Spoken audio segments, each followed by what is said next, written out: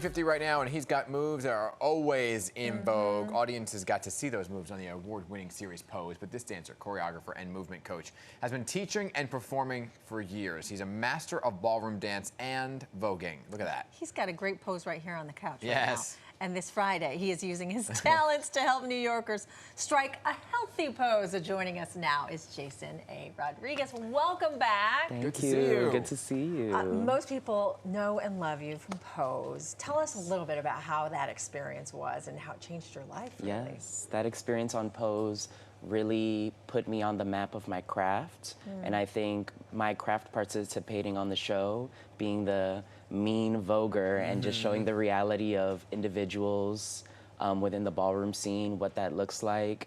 And I think specifically it helped us to show society of the lens and the perspective of trans women. It showed the perspective of Black and brown folks. It showed community, it showed love, and it showed a lot of articulate movements by me as character Lamar. Yeah. Shady but fierce. I like that description, shady but fierce.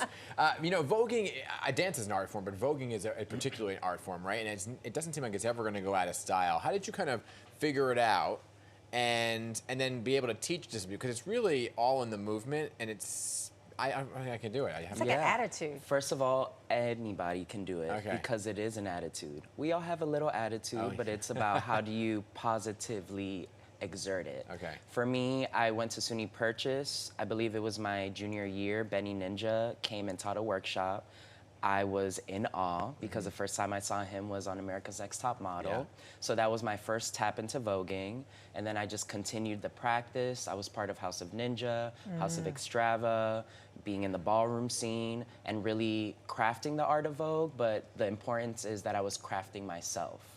Then I became a mentee of a mentor of mine, Kevin Wynn. He was faculty at SUNY Purchase, and he really taught me a structure of how to teach and breathe love when you teach. And I think both of my worlds of voguing and utilizing my mentor's craft of how he teaches really allows me to teach, and people feel comfortable to want to work and learn and practice it and really understand voguing. Yeah. When did you start teaching? Oh my God. Maybe when I was like 24, 23, 24. I started like in the Bronx. Yesterday. But what has that experience been like for you, though, to be able to teach the craft? Like you were saying, you were a student for so long, and now to be able to teach. Yeah, to teach a craft feels rewarding. To see people get the movement, smile, be frustrated, because it's self-expression. So how you express isn't always happy. It's a multitude of emotions. So to be able to teach a class and see folks go through their emotions through a physical practice, it is incredibly rewarding, and it's a gift, I would say. It's so therapeutic to dance, don't you find? And to stretch. Oh, yeah. You know, during the stretch, you're like, ooh, ow, but then, you know, you walk around and you're on your two legs and you're like, yes. So also it's the benefit of a practice, of a routine, of a healthy body. And I think voguing really allows that. I've trained in ballet and modern, which is a little rigor to the body, but I've learned how when I teach Vogue to really create stretches and exercises that feel comfortable, and I always allow students or let students know that they have the autonomy to edit and modify how needed, because I'm giving you the stretch and the exercise, but it's for you, and how are you gonna do it?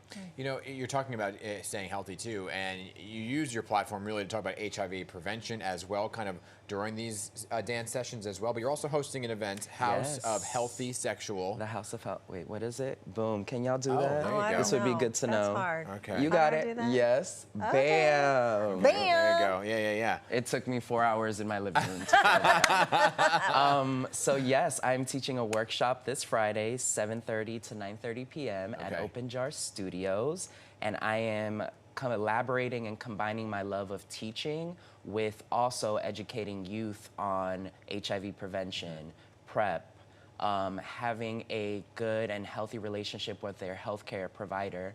So as I'm teaching this class, and then I mentioned that I find a way to create comfortability to ask people to work in the space, then I'm gonna ask people the comfortability to have conversation about leading a healthy sexual life. Well, we'll be sure to have a link to your information on our website, pix11.com. But first, before we let you go, you gotta show us a move or something that we have to go get to break. up. Oh, let's get up.